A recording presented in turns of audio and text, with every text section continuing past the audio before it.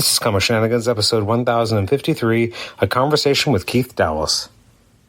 Ain't no stopping them shenanigans. Love getting into shenanigans. All up in them shenanigans. Shenanigans. Shenanigans. Shenanigans. Shenanigans.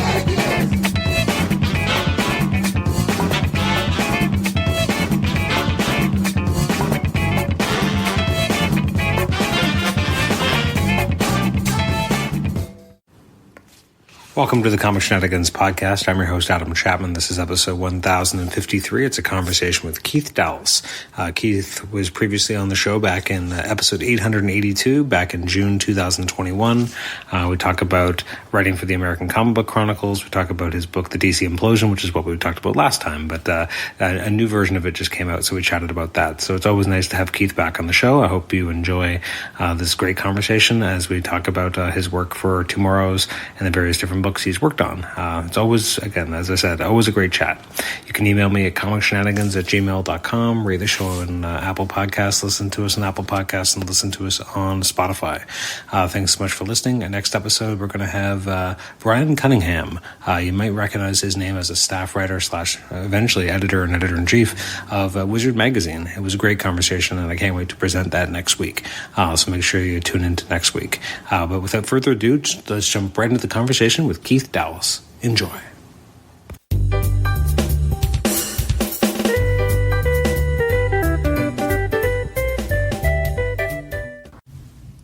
Keith, welcome back to the Comic Shenanigans podcast. How are you today?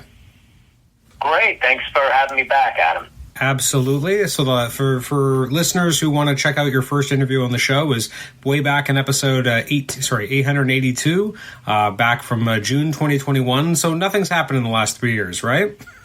No, nothing at all. Nothing at all. The world still spinning.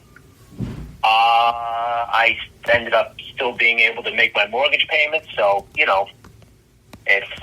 all good. It's all good. That's good. So it's interesting. I was actually re-listening to our interview today, and so I'm actually going to maybe start off with just kind of a follow-up to something we talked about. I don't expect you to remember it, but it was interesting because at the time we were talking about certain elements of the industry and how they will have changed after COVID. Now, this is 3 years later. And it's interesting because one of the last things we had kind of chatted about was what might happen to comic conventions. Because, that was kind of the surging lifeblood of the industry for a lot of people. And suddenly that was taken off the table. So from your perspective, how has that normalized over the last 3 years? Because it feels like it's feeling more and more normal.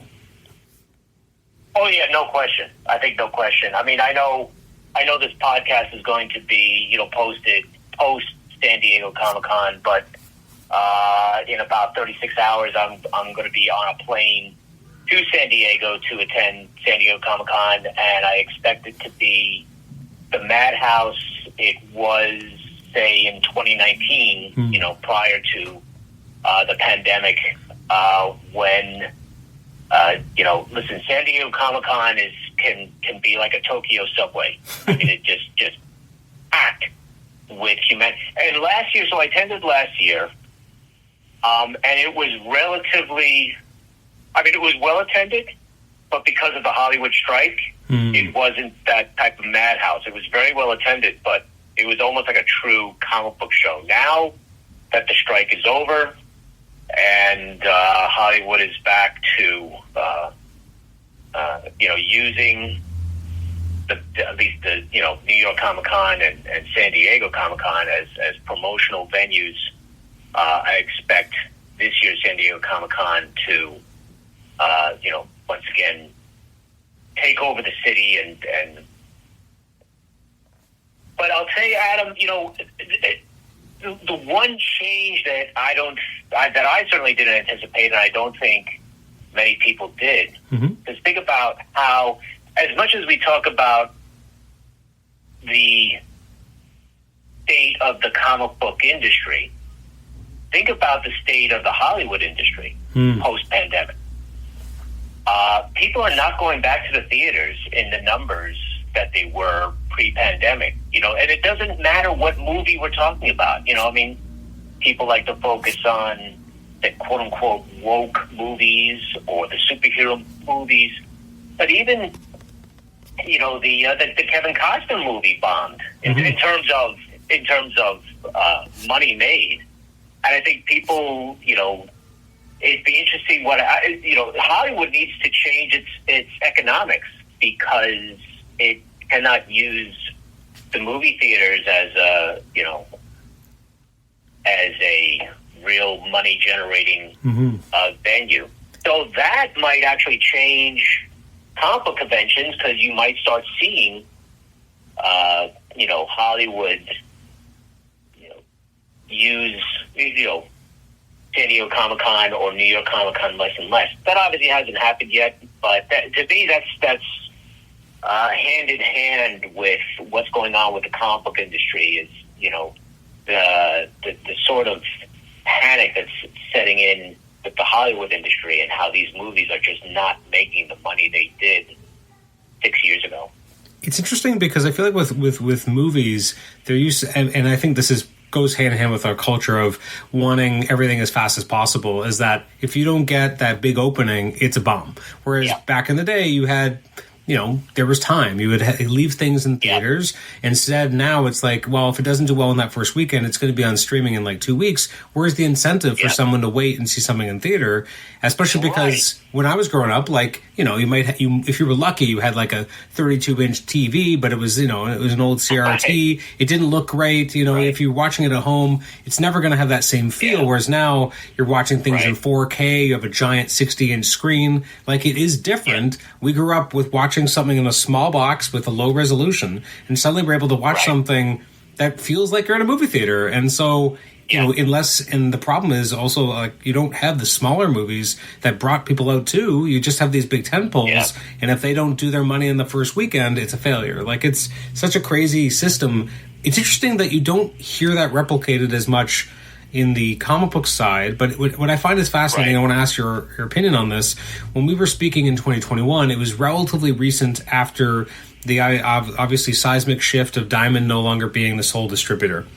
And so one thing we lost from that, and I know you were very big pro, like, not having Diamond be the sole arbiter or sole distributor, but I think one thing that we do miss is having a consolidated sales chart that made sense. Because now no one really knows what's selling what, and that's kind of a bananas feeling.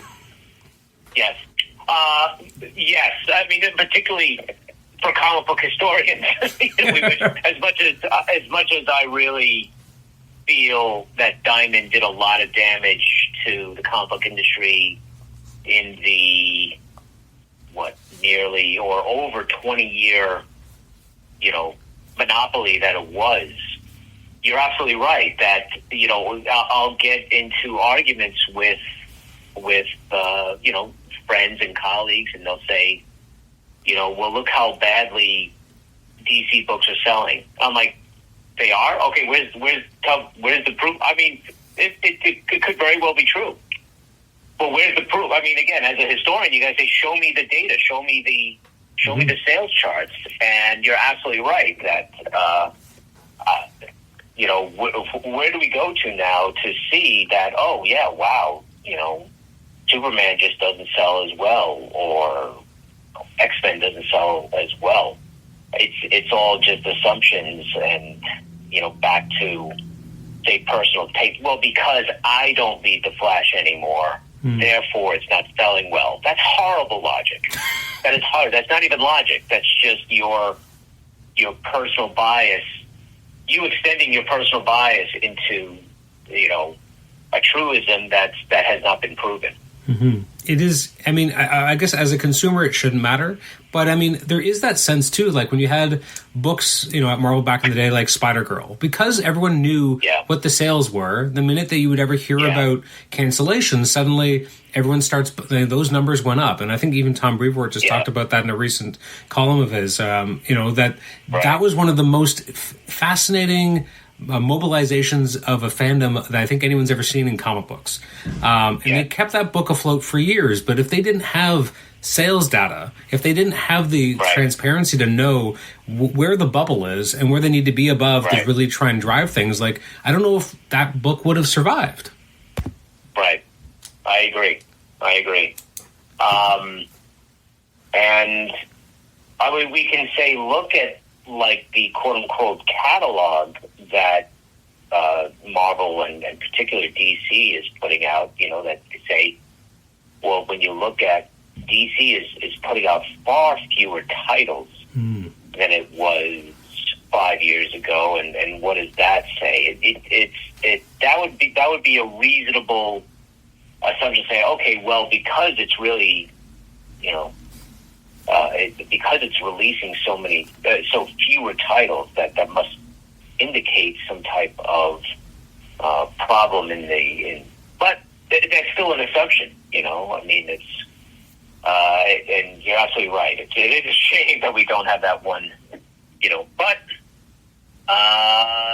again, blame that on the pandemic, or at least blame that on Diamond's response to the pandemic. I mean, there was just no way, you know, because if you remember, and I'm sure we talked about this, how Diamond just essentially shut down distribution. And if you're Marvel and DC, how can you anyway accept that?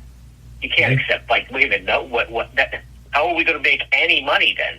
If you're just going to shut down everything, how are we going to make, you know? So that was, I feel, pretty foolish on Diamond's part, and obviously it decreased their influence and their, you know.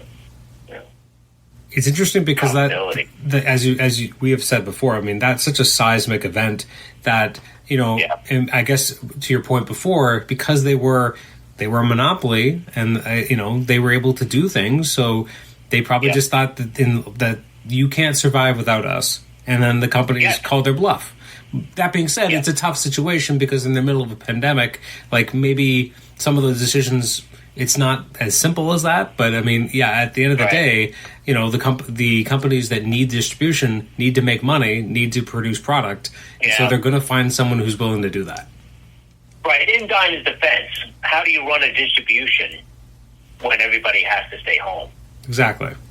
You know, I mean, so you know, on one hand, it was taken out of there, but.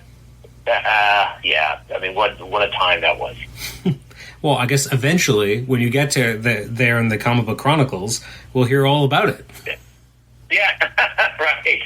You know, as I probably said in the last podcast, I'll be doing those American Comic Book Chronicles, I think, even post-mortem. I think, you know, I think John Morrow will find a way to have me still working on those books from the grave.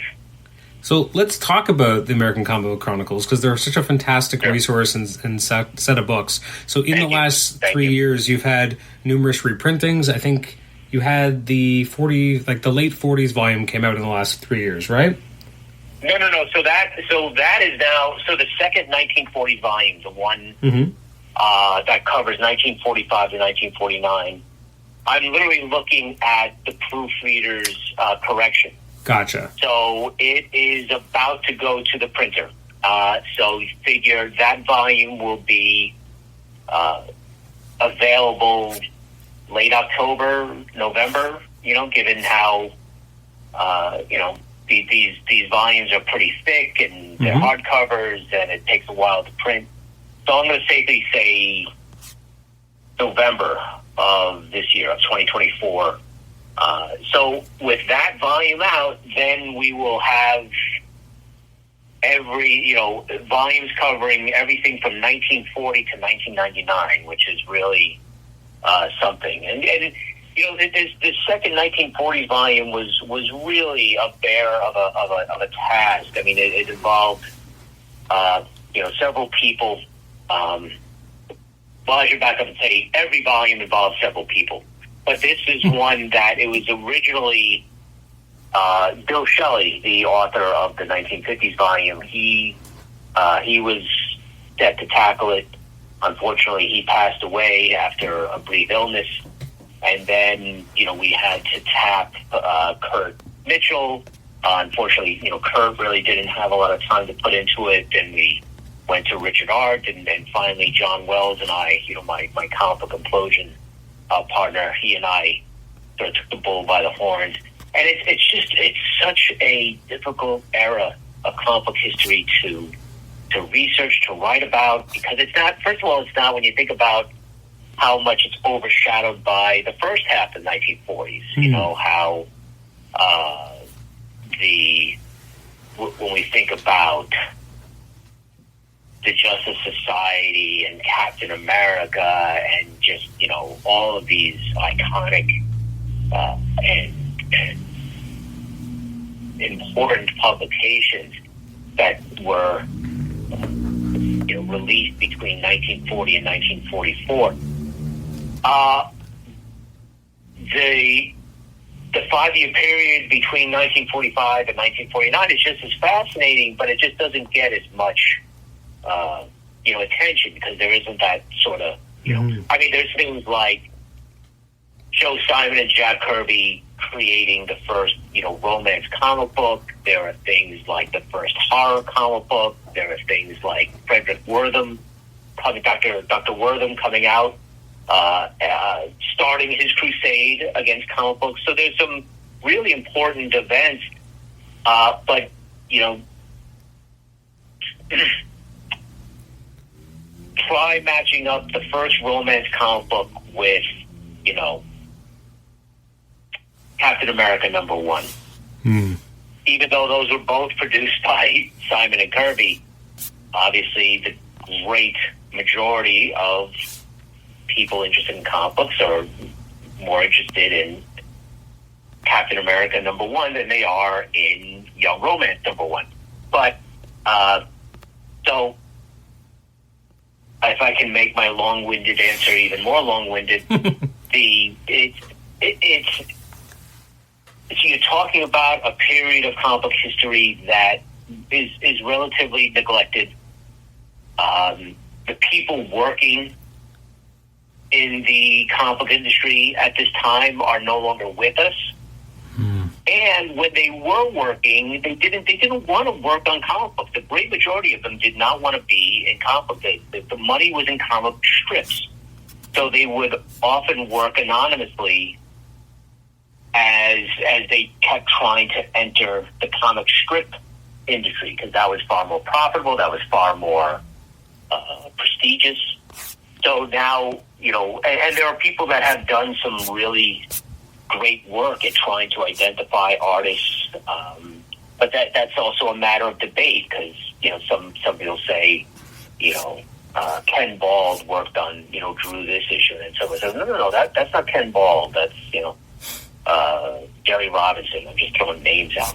But and so now I gotta write about it, you know, we gotta write about this. We gotta you know, try to make it, you know, definitive, acknowledge the vagueness of a lot of the creator details, and still make it informative, still make it entertaining. So I think, you know, the combined lot of us, I'm happy with the end result. It took us a long time to put this out for the reasons that I've tried to detail, but it is finally coming out. So my blood pressure has returned to normal. With this particular volume, and as you said, the kind of the at times arduous task of kind of pulling things together and trying to, you know, fact checking, finding this info, was there a particular piece of information that you found the most interesting, just from a historical perspective, that you may have unearthed or found or just kind of noticed? So Kurt Mitchell did a great job in the 1945 chapter where, so you know, America enters World War II. And obviously, American society is completely upended, because not only do you have a great number of men sent overseas, sent, you know, into either the Pacific theater of war or the European theater of war, but you also have, you know, Americans who are left. They are obviously trying to round up materials for the war effort, which included, you know, paper. So, you know, the U.S. government created paper limitations for comic book publishers, for every publisher. For every publisher, they could not exceed I believe it was their 1942, whatever their paper allotment was, or however much paper they used in 1942, that was all they could use in 1945. Now, it's 1945. Comic books are huge. Comic books are selling just phenomenal sell-through rates. And to remind, your listeners about sell-through rates, because it's something that we don't use anymore to gauge a comic book success. So back in the newsstand distribution days, the sell-through rate would be the percentage of a print run that was actually bought by consumers. Mm-hmm. So if a comic book had, say, we'll use round numbers, a 100,000 copy print run, and it sold actually, say, 80,000 out of 100,000, that's an 80% sell-through rate. That's phenomenal. And those are the type of sell-through rates that were happening during World War II. I mean, it was almost guaranteed. So there were publishers who recognized this and were not happy that they were limited to the amount of paper that they had in 1942. Mm-hmm. So they would make deals. Now, at the same time that comic books are becoming crazy popular, the pulp novels are starting to lose their popularity. So comic book publishers would get in line with pulp publishers and say, hey, could we use your allotment of paper, because you're not going to use it, and obviously we'll reward you, with whatever arrangement. And so, but comic book publishers who could not get into those relationships would just resort to publishing comic books illegally. They would start, so they would, obviously they were smart enough not to use their own company name, so they would create a new name and then try to release it through the newsstand. And a lot of those books were essentially confiscated by the federal government. Oh. And these publishers were fined and punished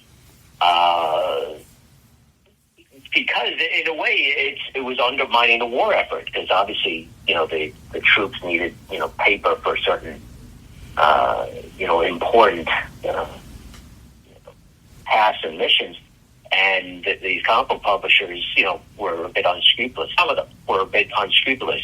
Not the main, not like, we're not talking about like Martin Goodman of Marvel or the DC Comics one, but some of the more minor ones where they just, they could not. They just, money was to be had, and they had to figure out how to get around these paper limitations. So that to me was a fascinating. I think that's something that doesn't really get talked about a lot. And again, Kurt Mitchell did a great job sort of unearthing a lot of that information, trying to figure out, which publishers were guilty of that. And so then post-war, every comic book publisher thought, okay, great, the limitations are going to be rescinded, mm-hmm.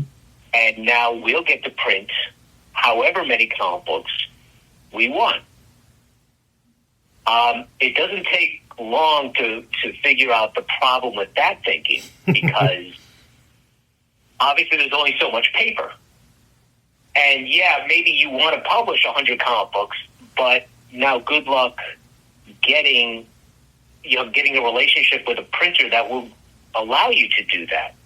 So there were publishers now who wanted to seize the opportunity, and also, I mean, the market just got glutted with product, and obviously newsstands can only sell so many comic books. They can only display so many comic books.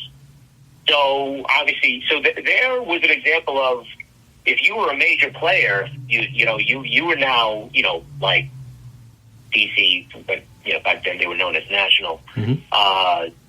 Marvel, which had a bunch of different corporate identity names, but we'll call them Marvel just for simplicity's sake.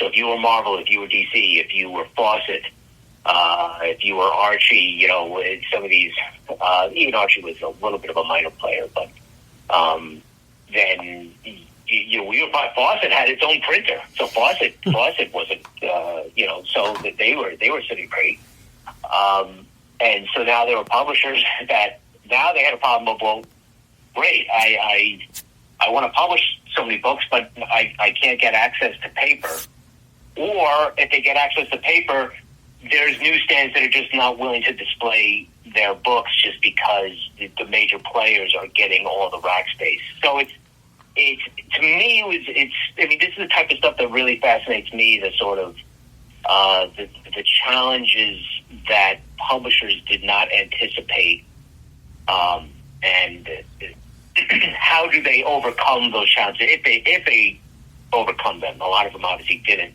and they go by the wayside. Particularly as they go into the 1950s. There's also, Adam, we're also talking about post, and it's a difficult question to answer. That coming out of World War II, superheroes really no longer held the public's interest, and even for the major players, by 1949, Marvel Comics had essentially abandoned Captain America, Human Torch, and Submariner.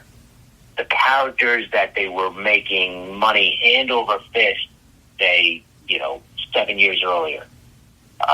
And so now they're just throwing everything at a wall and seeing what sticks. So 1949 becomes this boom of romance comic books, but too many. Again, it's too many publishers just jumping on that bandwagon, and now the whole newsstand is just covered with romance comic books, and they all look alike. They all had photo covers. So it's like, how does one succeed over the others? It just becomes almost by chance, and you're starting to see horror comic books start to, EC and Bill Gaines is. Starting to, it's 1949 that they introduce, the Crypt Keeper and, so it's, to me, that it's that type of fascination of, okay, so if superheroes aren't working, what do we turn to? And publishers turning to funny animals, they're turning to, again, romance, they're turning to, some of them are turning to horror, and to varying degrees of success. Fawcett stuck with the Marvel family, the Shazam characters, and had some success. But even westerns start to become popular by the end of the 1940s. And you even see, as this volume shows, where like Mary Marvel essentially dressed up as a cowgirl, and so the sort of it's a weird sight, but obviously it's based on the market. Interesting. Now, from a macro sense, so as you said, this was kind of a bear of a volume to kind of get out the door. I know that when we last spoke 3 years ago, you were also starting to work on the 2000s volume, and I think you were in like the first chapter or two. So with what has ended up becoming a more laborious affair in terms of the 45 to 49, what has that meant for the 2000s? Well, so obviously no progress has been made on that, because I had to turn all my attention to this 1940s volume. So I need to, again, heading to San Diego Comic-Con, and need to have a talk with John Morrow and see what he wants to do. I know he gave me the green light to work on a 2000s volume.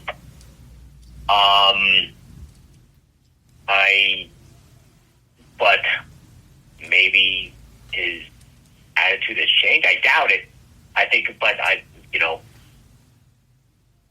struggling for an answer here. But basically, I sort of need to sit down with him and see what his plans are, and so where would that put the 2000s volume? But I can say rather confidently that a 2000s volume will be produced and will be published. When? that I can't answer.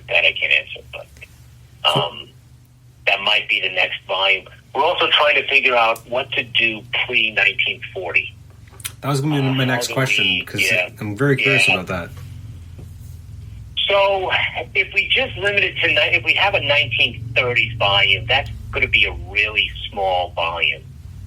And so we've floated a whole bunch of ideas of like doing it as like because we did use Kickstarter at one time to fund a second printing of not only the 80s volume, but other and also the 1950s volume.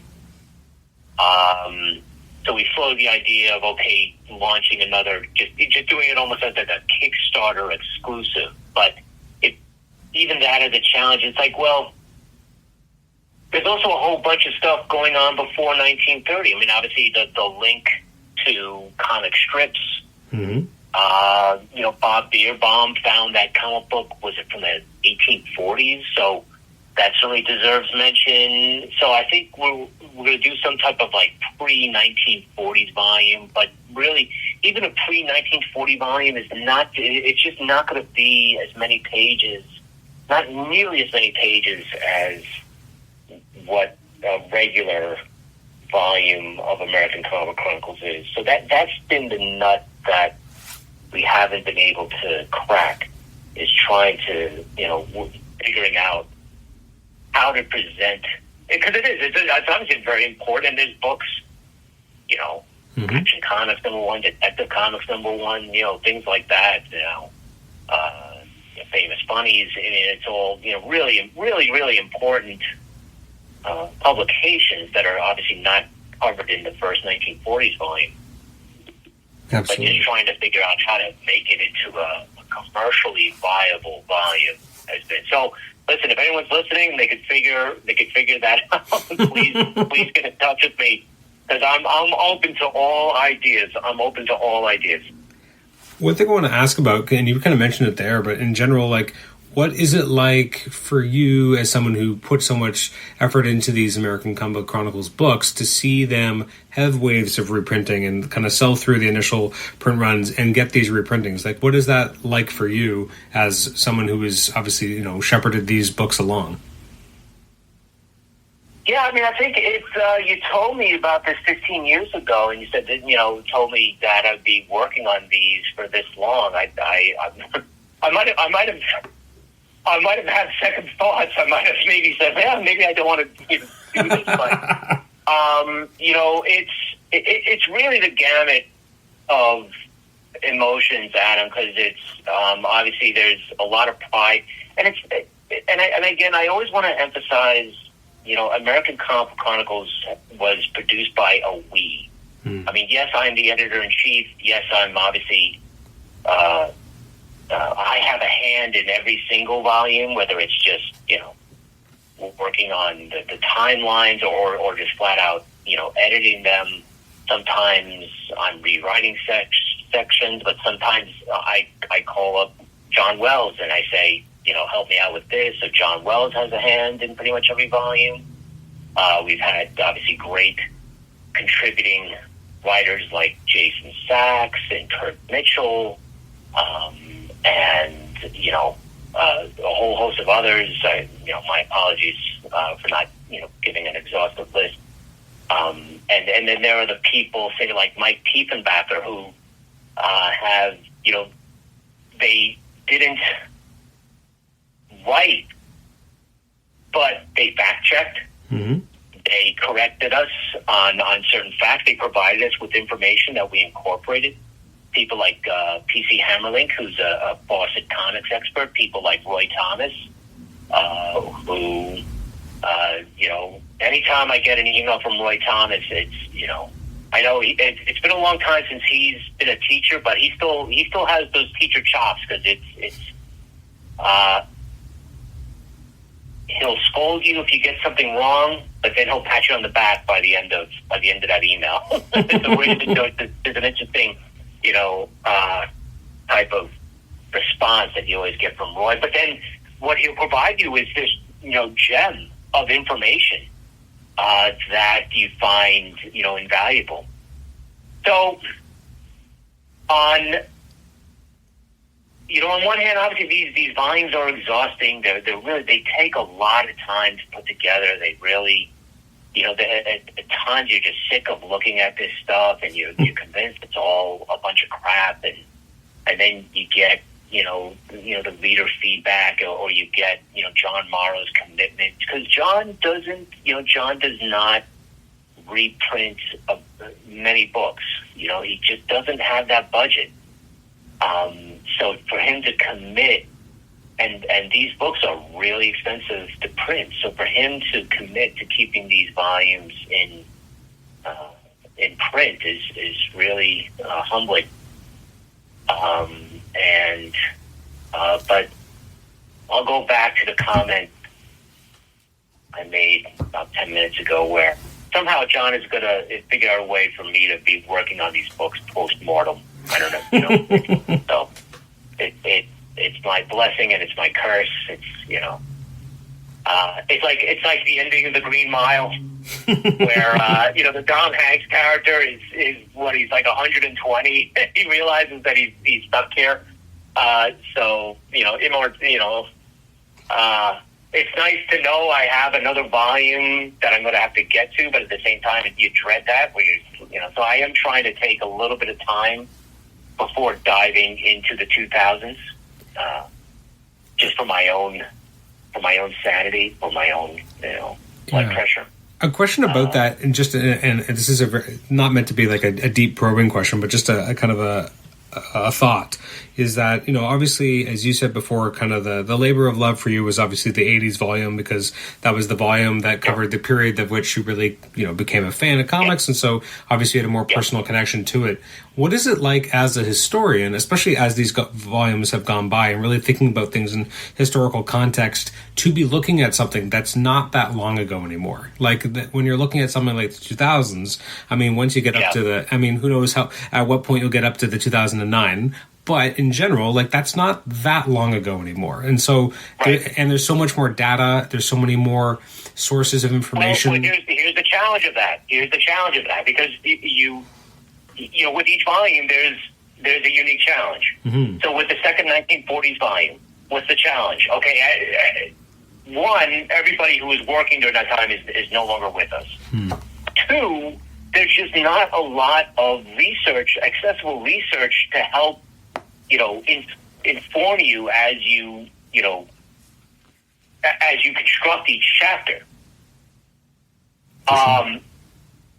What's the challenge of the 2000s volume? Okay, so yes, advantage. Everybody, well, not everybody, but a great majority of creators who were working 20 years ago are still with us, thank God. However, Adam, I'll let you answer this. 20 years ago, where were we getting our comic book news? And I'll say, in the 1980s, we were getting it from Comics Buyer's Guide. We were getting it from, Heroes Illustrated. We were getting it from the Comics Journal. Mm-hmm. Okay, so 20 years ago, where were we getting our comic book news? Wizard Magazine. Well, that's more in the 90s. Well, I guess that's true, yeah. And that's more, the 90s was Wizard's heyday. So True. In the 2000s, you're starting to see, yes, Wizard is still being published, but with every year, it's sort of losing its influence to the internet, all the news sites. Bingo. Yeah. Newsarama, comic book resources,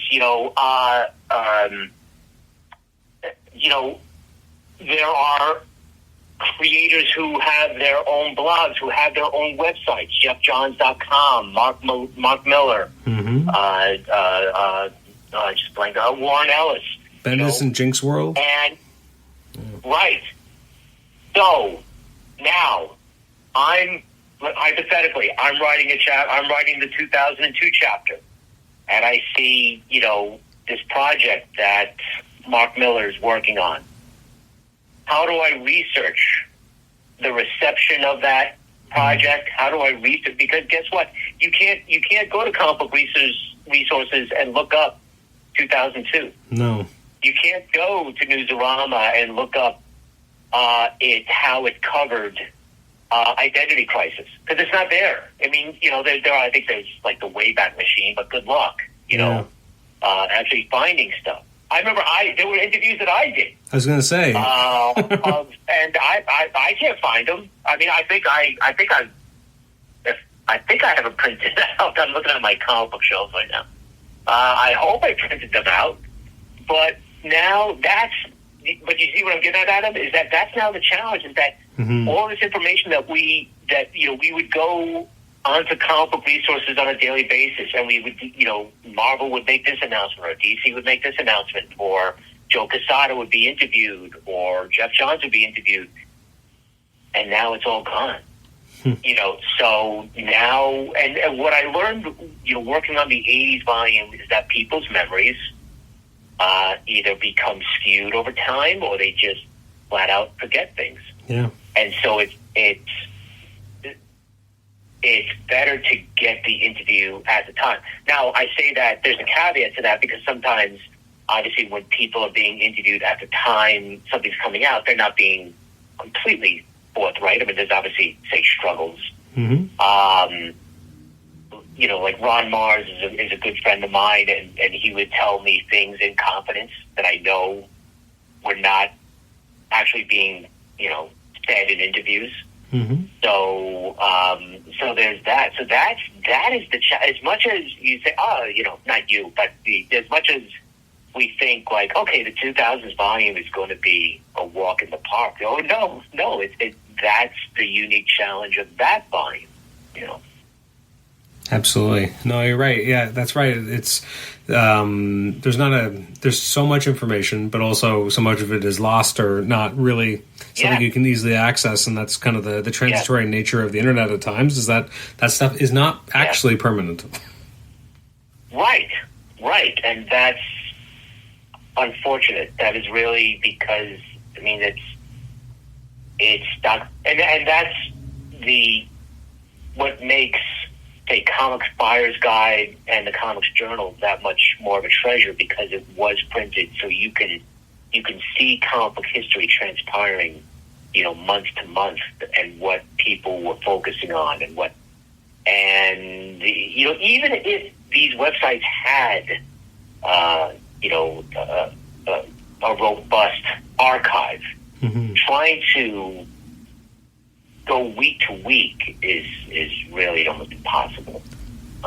Do you find they're not, like, in theory, do you find, because it is there's just something about the recency of it, and I'll get back to why I think this in a second, but I'm curious about how you even interface, because it wasn't that long ago. Like, does it almost feel like this is too recent? Like, whereas there's something more historical about looking at, 80s, 90s, like, because it's farther away. Like, and my little addendum to that question is that, I have been buying some of the Marvel Epic collections, and so they started doing these, like, modern era epics, so it's more recent stuff in theory.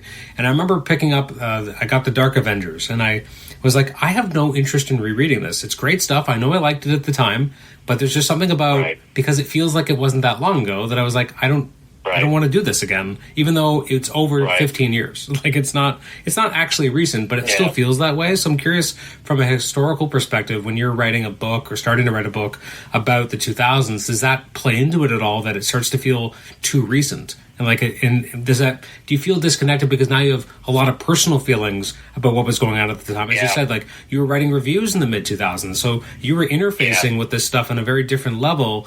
Whereas in the 80s, you weren't. You were a fan. You love that stuff because you were a kid, but you have a level of disconnection from it. Yeah, that's a great question. Right, like you said, like in the 80s, I'm a teenager, so I'm just a fan. Whereas 20 years ago, I was the editor-in-chief of a news site, or mainly comic book reviews and comic book interviews, but.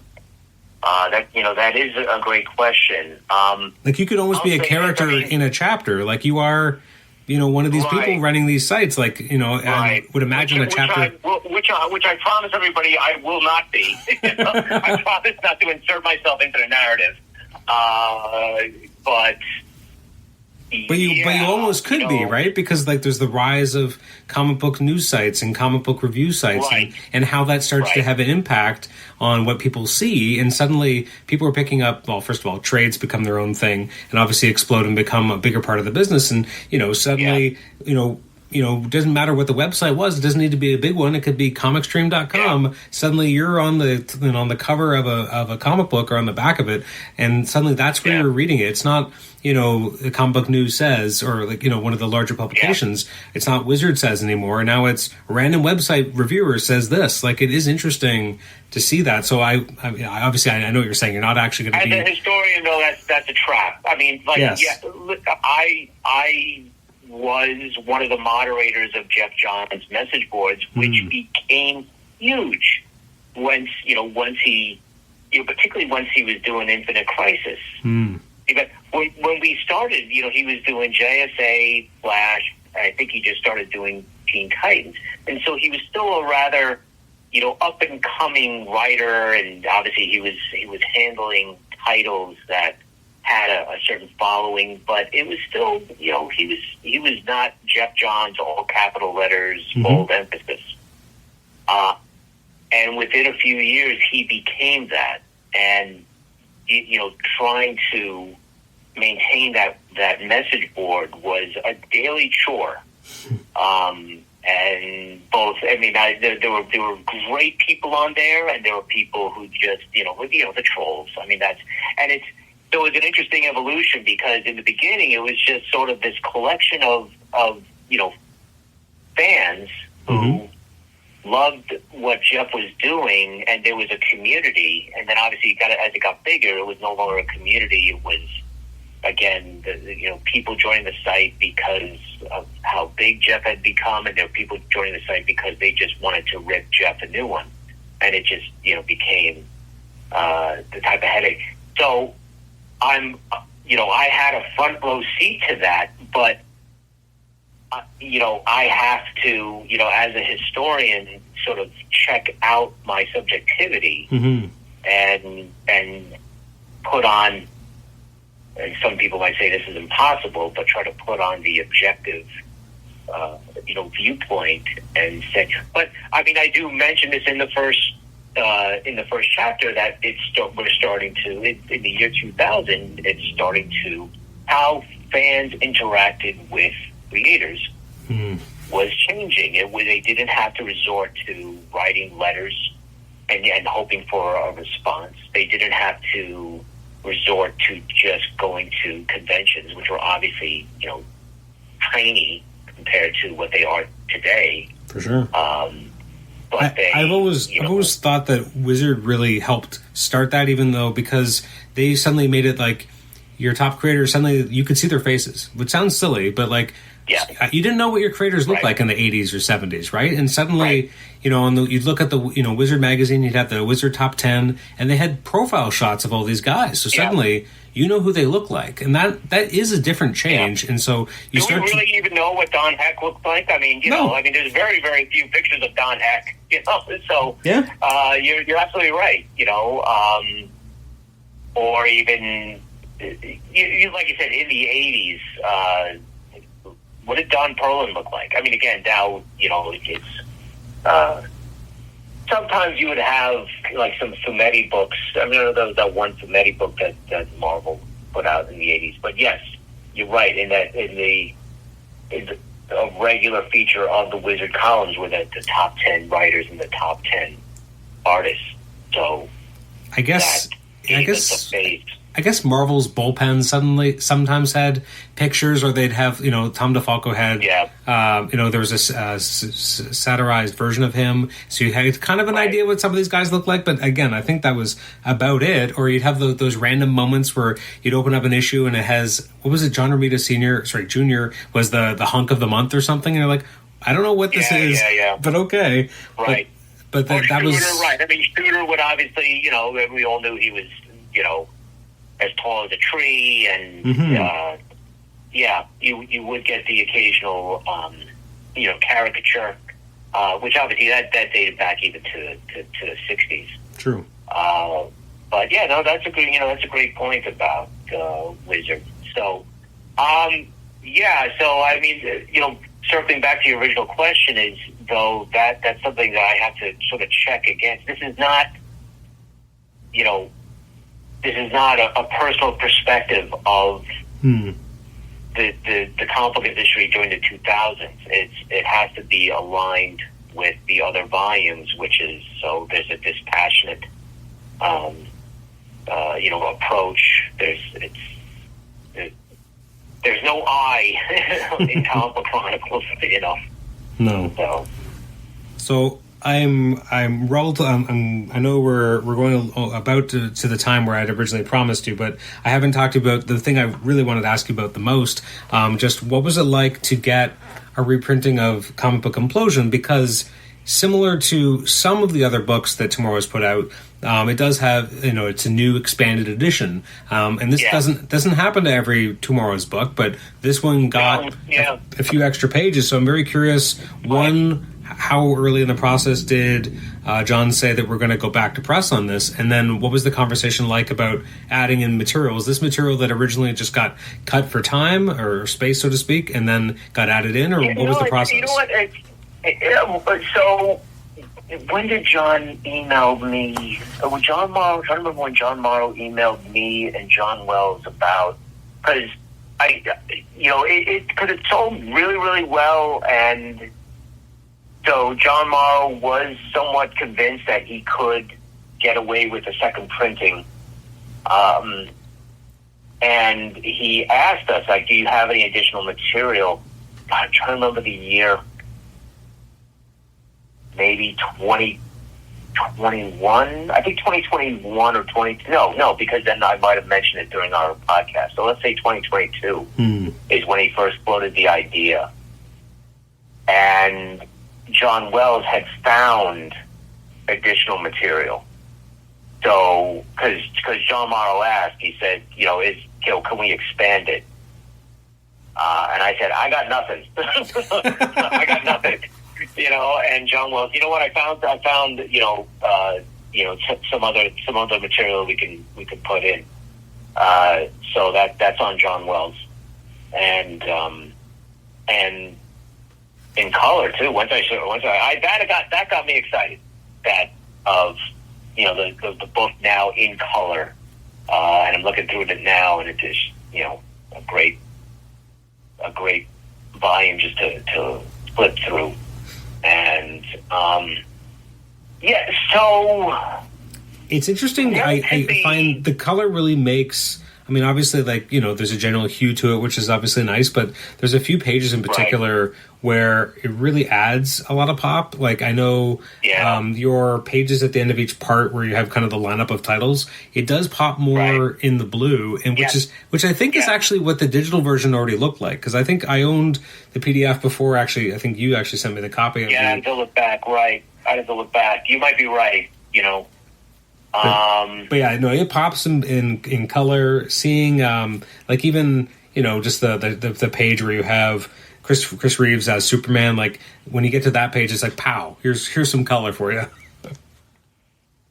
Yes, I'm looking at the PDF from 2018. So this is the one sent to us before as it's going to press. And yes, it is in full. The PDF is in full color. And I don't, I certainly don't blame John Morrow. I mean, I leave all sort of printing decisions to him. He knows better than I do about, how many, what type of print run to order, whether to go, full color or just black and white, whether to go hardcover or not. I leave that. I trust him to make those decisions.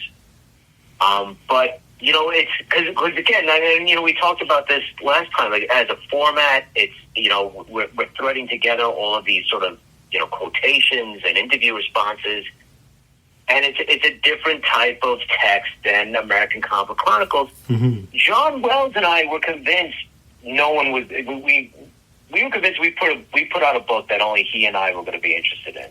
Just in not just in topic, but in format, because we just wanted to get away from the American Comic Chronicles format, because it was just it's an exhausting type of endeavor, and I'm like, what's a different format? And I said, look, we have all of these interview quotes. What about just writing those all together with some contextual, fill-ins, just to link the quotations. And then the concern there was, of course, well, do we have enough? Do we have enough quotations to do that? So then we expand, like, okay, well, wait a minute. You expand it to when Jeanette Kahn got hired, and then you continue it to, post implosion. Then so that was a relatively, again, in comparison to American Comic Chronicles, which take years. Putting together that implosion book was relatively quick, and so it was. And again, John and I put it together, and we're just like, all right, no one's gonna like this, but and I don't know if we conveyed that. I doubt we conveyed that to John Morrow. I doubt we said that to John Morrow, that hey, no one's gonna like this, but here it is. But I think John does have to be cautious. John Morrow does have to be cautious about the thing, the print runs that he orders. So once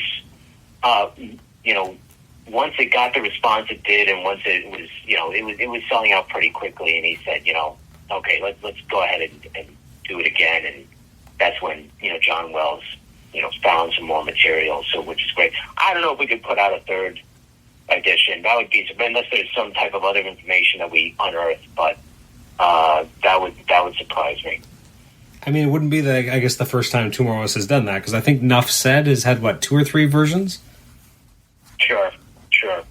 But no, I said this before, but I was such a huge fan of Implosion because, I mean, it's this thing you hear about as a seismic thing that happened in the industry. But again, I was born in '83. It had long since passed when I got into comics, but I would hear about it.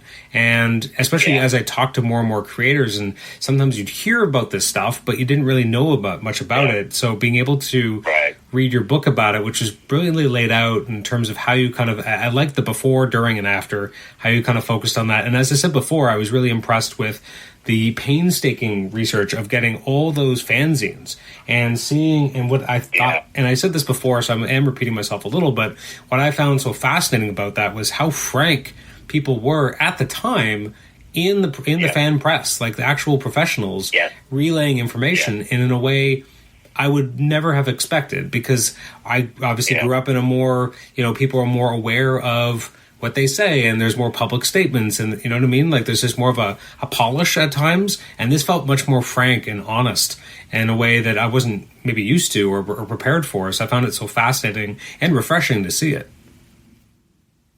I sort of missed that, to be honest. I mean, it's because when you say, think about it. So in the 70s and even in the 80s, when you're talking about quote unquote the press that covers the comic book industry, you're not talking about the New York Times. You're not talking about Time Magazine. Like you said, you're talking about fanzines, i.e., periodicals put out by fans, or you're talking about the Comics Journal, which had some legit journalists doing their interviews and doing their news sections, but that's still relatively small. So I think that allowed, or that gave professionals, they gave creators the license to just say sort of what how they truly felt, and also say this, that in comparison to the 2000s, and I experienced this directly, where we in the 2000s. DC got to a point where like every single interview had to be vetted, which I thought was a bit overboard. It's like, guys, we're not talking about the secret formula for the Whopper. We're talking about the Flash here. But interview questions had to be submitted beforehand, and I know a bunch of sites were not happy with just like why can't we do an interview, like a genuine interview? Why does everything have to be, vetted beforehand? And I think it turned a lot of interviews really just artificial, and I know some creators had problems with it too. I know some creators were sort of like, why do I have publicity hanging over my head over, this Justice Society story? Like, why can't I just say what I want to say, And there was a sort of almost draconian oversight to these interviews, which shows you just how much more corporate it was getting as the 2000s was going on. And I would say that's still kind of true. Like, I'm not a giant podcast. I'm not one of the big ones. I'm someone who talks to creators because I love doing it. And if someone listens, great. But in my, pursuit of trying to get people who've been working for DC, they'd be like, well, you got to go through DC Communications. And they'd be like, well, you're too small, so we're not going to bother talking to you. So I mean, when Mike Carlin retired, I reached out to him like the month after. I'm like, hey, you said yes before, but DC said I was too small. Are you interested now? And he's like, absolutely. So I've talked with him a couple times. Yeah. There's been a few people that once they kind of left that atmosphere, they were more than happy to chat. It just had to go through certain channels, and those channels proved difficult. Now, in fairness to those channels, I am very small, so I get it. But at the same point, don't you want your people talking about your material and promoting it? Even if it's just one small guy, he's going to have some people there that listen to him that maybe don't listen to the others. So I never understood it, but I get it to a degree. To a degree, I get it. And to a degree, I felt it was just sort of, and I would see some journalists railing about this, that it was, this type of control over the coverage of the publications was basically undermining journalistic integrity. Mm-hmm. That once you know the questions beforehand and they're not going to let you throw a curveball in there, then what creator is really going to be honest if there's because obviously we're trying to see were there any challenges, were there any was there any turmoil,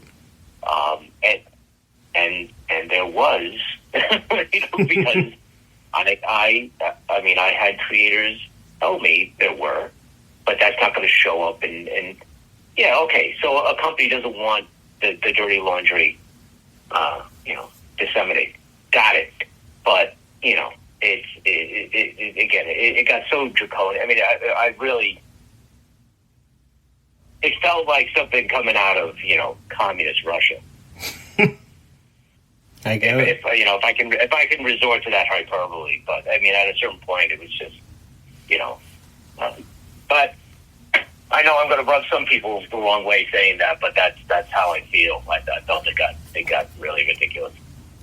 One thing I never really got a chance to chat with you about before, so I'm at least going to mention it now. So I think when we first had our first conversation, I had not yet read The Flash Companion. I have now read it a few times. It's come with me on vacation a couple times. I know that this was obviously like your kind of entry, and obviously this kind of changed your career as a comics historian. This was your doorway in. When you look back on it, is there anything you would have changed, or like, because obviously you're a more seasoned guy now, but do you ever have any thoughts like things you would have done differently? Oh, sure. What specifically would I change? That's a good question. Well, I mean, obviously, if we're the hypothetical you're painting is if I go back to 2006, sure. And not obviously if the Flash Companion was going to be put out today, obviously you would have focus on the Grant Gustin TV show and things like that. But let's assume you're talking about going back to 2006. Boy, that's a great question. I mean, I think that there's certain questions that I think I would have asked differently.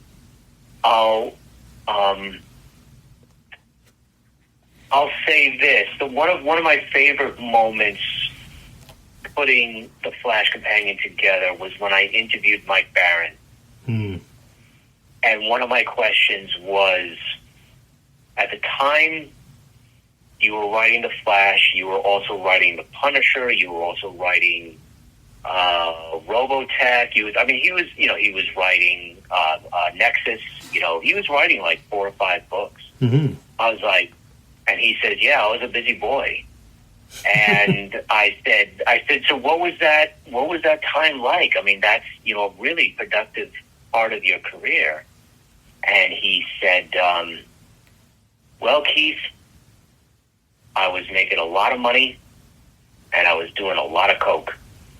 And I still have the tape recording where you can hear my pen drop, where I'm just like, oh my God, like, wait, what? And he actually stopped the interview at that point. And he said, you know what? I don't know. Maybe I shouldn't say that. And I said, okay, let's do this. I said, well, let's just keep going. And then I will transcribe the interview. I'll pass it on to you. If you have a problem, we'll take it out then. Can we do that? He's like, okay, that's fair. So I transcribed it. I sent it to him, and I'm praying, I'm like, please don't take that out. Please don't take that out, because that is just interview gold, And and he said, yeah, you know what, keep it, because he said it's not like some, it's something that he had talked about previously anyway. It's something that he had mentioned before, is his drug addiction. So afterwards I said, you know what, since he kept that in, I would have probed more the storyline, because to me there's a story arc in his Flash run that almost comes across as like him using his addiction to, I think, I'm trying to remember the villain's name, but something like the Speed Freaks or something. Oh, yeah. To me, it's clearly some type of, if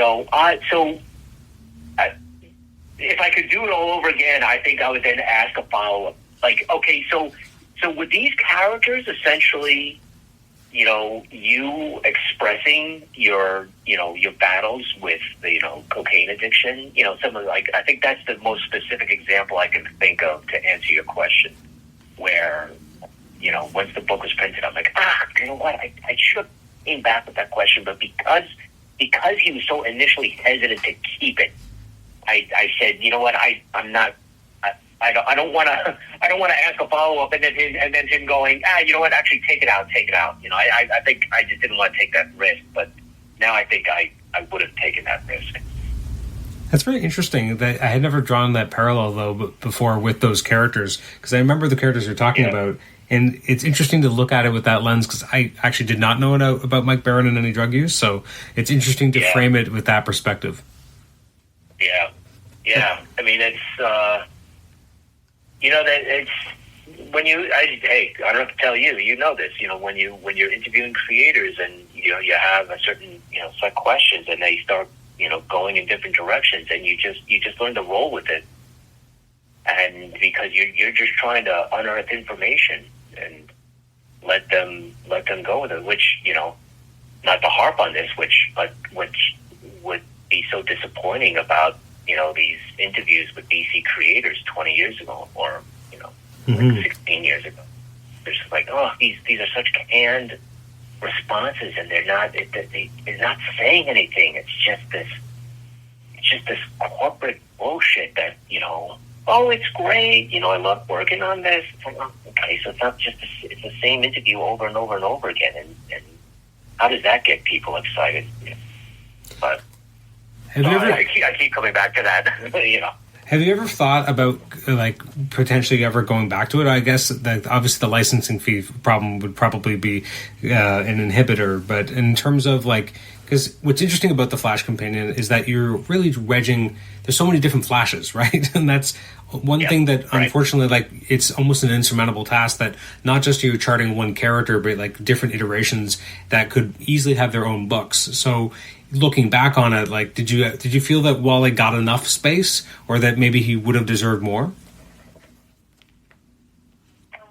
I think at the time he got as much space as he deserved. I think my concern when I put that book out was that I was giving Bart short, that my section on Bart was too short.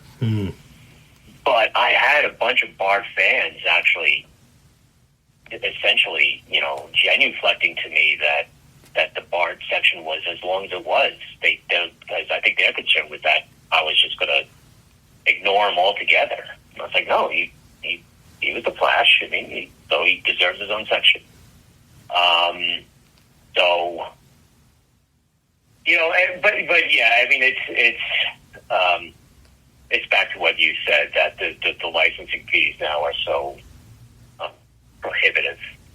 If we did another volume, we would essentially just be paying the licensing fee. It wouldn't even be worth doing, because we wouldn't be making any money. All we would be doing is satisfying the licensing fee. Mm-hmm. It's unfortunate. Unfortunately.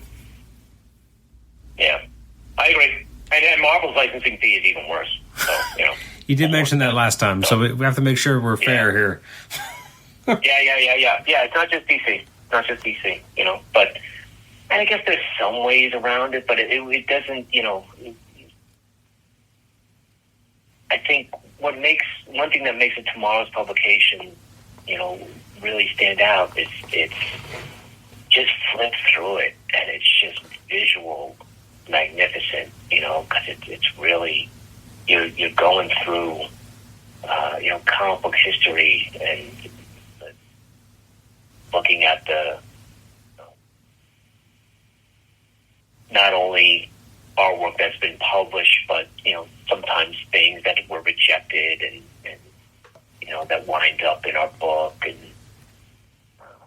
so yeah, we could remove all that and get it published, but then I think it becomes a much less appealing product.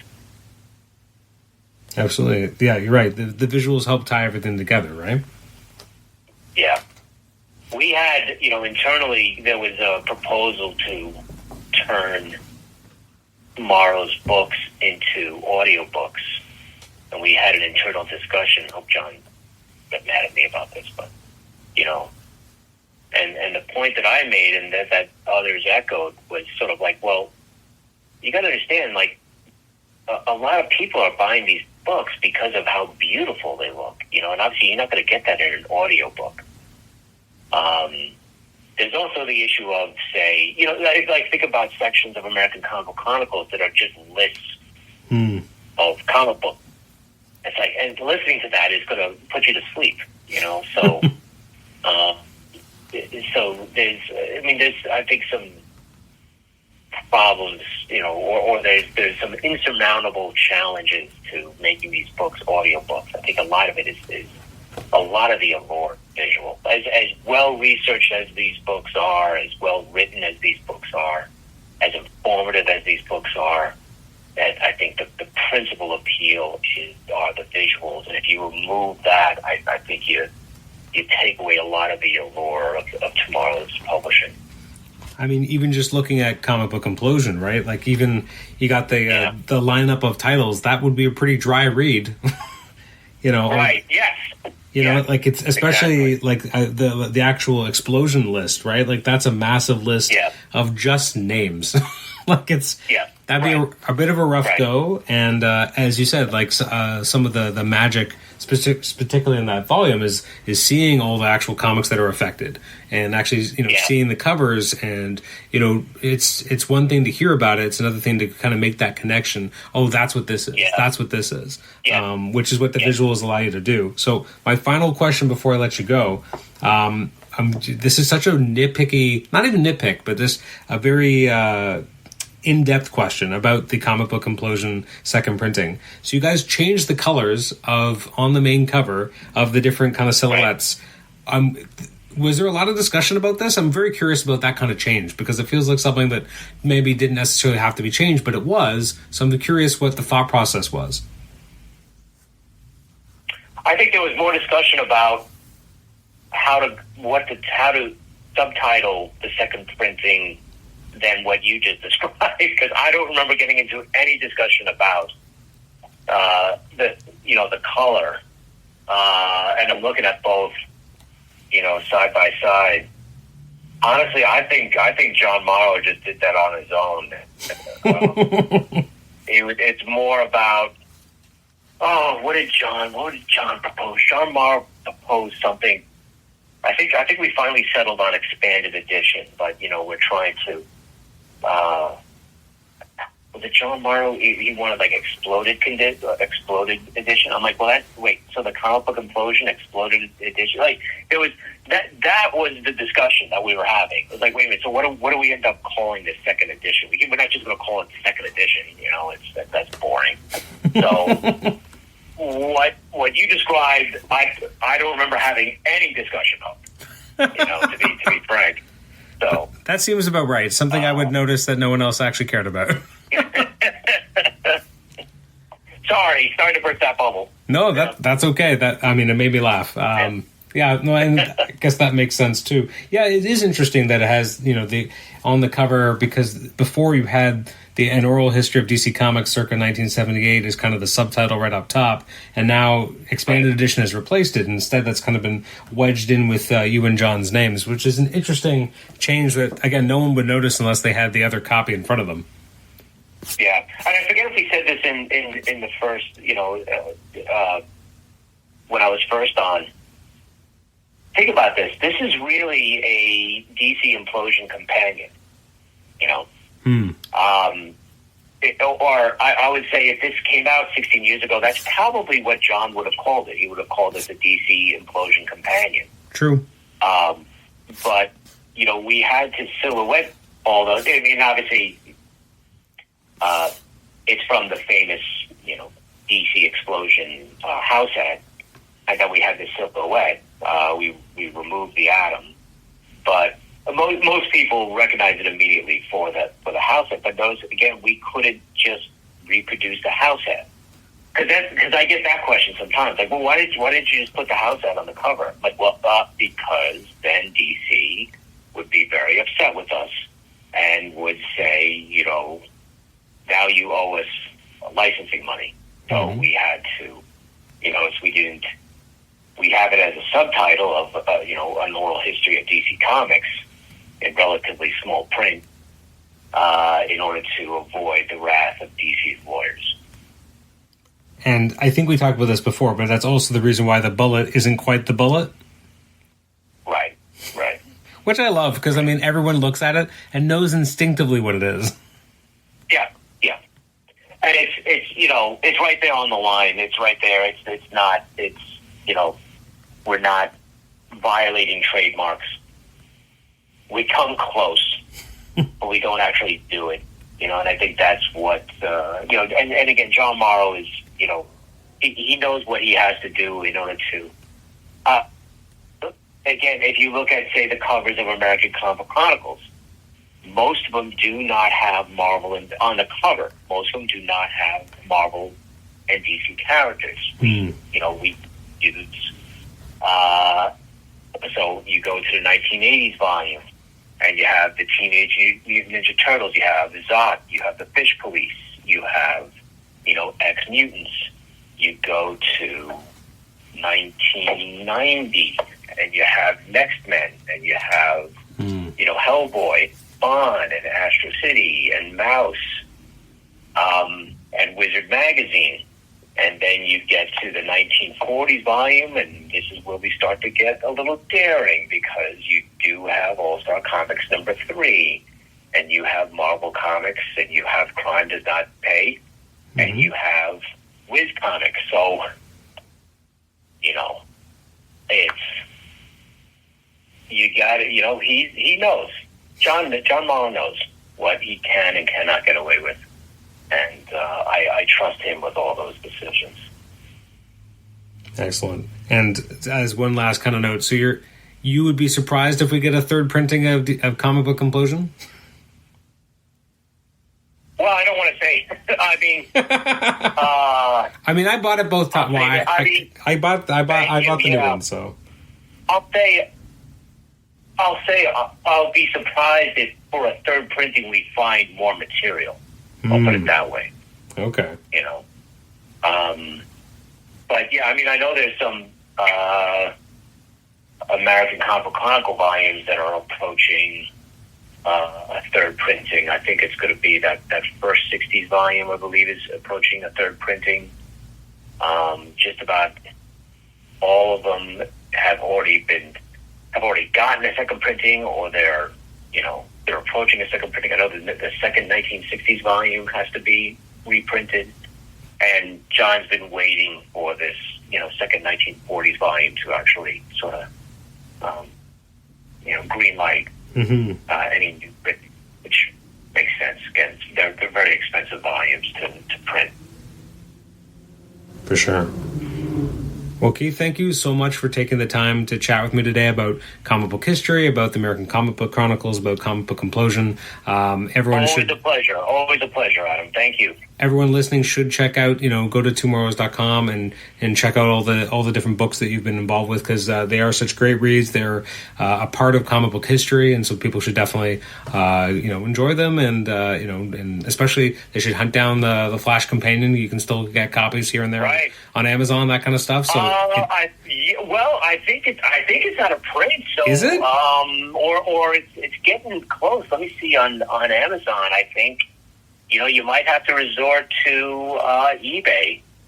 And I think I don't think I have even any more copies. To be honest, it's well, I can tell you that finally out of print. The Canadian Amazon has copies.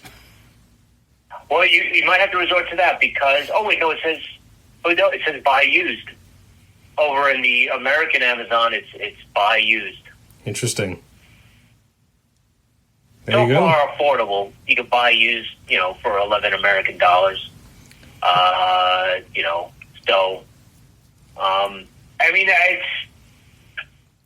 It's interesting, because year after year it was still selling, and I'm just like, this book was, published in 2008, and at this point, it's rather, yeah. There's been a lot of stuff that's been going on with the Flash that that this book doesn't deal with. But obviously it deals with a lot of, the Golden Age stuff and the Barry Allen stuff and the early Wally West stuff. So it's obviously, and I appreciate your plug. It's a fun book to put together. And also one of the few books where I actually beat the deadline. That's right. You've mentioned that before, yes. Yeah. So, can't say that for just about any of that. Well, I think Comic Book Implosion we did. Again, the Comic Book Implosion was, we put together relatively quickly. So I think we beat, or not beat, we put it out around the time that John wanted us to have it done. American Comic Book Chronicles is just, forget it. Every single line, just been an intense labor. So. Well, thanks again, Keith. I really do appreciate all your time. I appreciate your books, and people should check them out. Thank you so much, Adam. Really appreciate this lengthy. It's been a fun conversation, right? We've been going on for like 90 minutes, but feel like we could talk more. That's right. Thanks so much. Thanks, Adam.